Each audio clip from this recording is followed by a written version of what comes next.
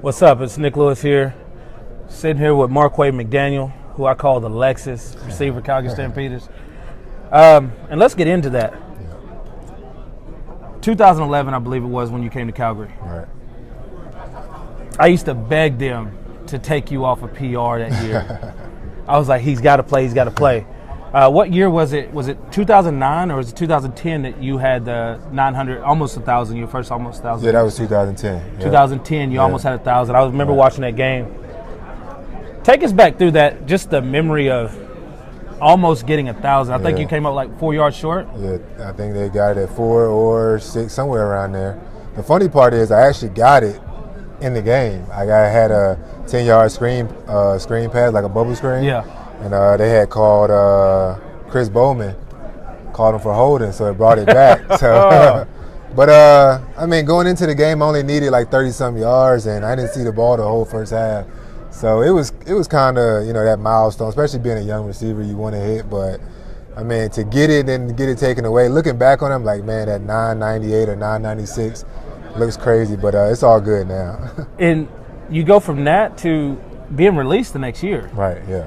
Coming to Calgary, man, I've been a fan of you, ever since I got to be around you so much, and just the knowledge you have of the game and things like that. So let's talk about the transition from that Marquay that was on the practice roster in 2011 to becoming the starter in 12 to now.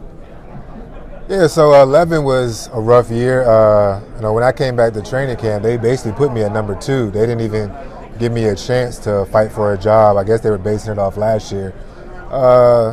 We had a coach who was kind of trying to take after Montreal. They had all the 6'4", 6'3" receivers, so a lot of those guys played. And I think the only one left from then is Bakari from that team, the only one left in the league now. So it was what it was. Like I said, I would have rather, competed for a position, but it didn't work out that way.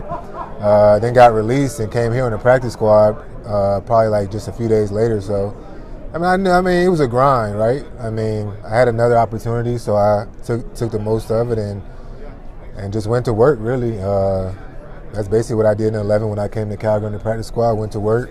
The last 5 years. Yeah. You were one of the most consistent receivers. I had you rated number in the top 3 last year. Yeah. You were one of the most consistent receivers. I'm talking about blocking, catching, right, running routes, getting open. What kind of mentality did you take in a game that allows you to be consistent over the course of that 5 years?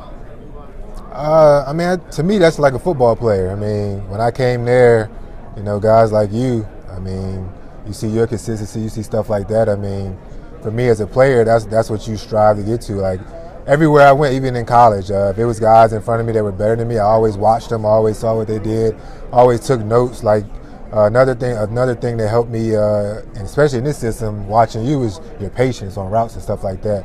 I knew I could always run routes, but like me trying to tell these young guys now, it's not all about speed all the time.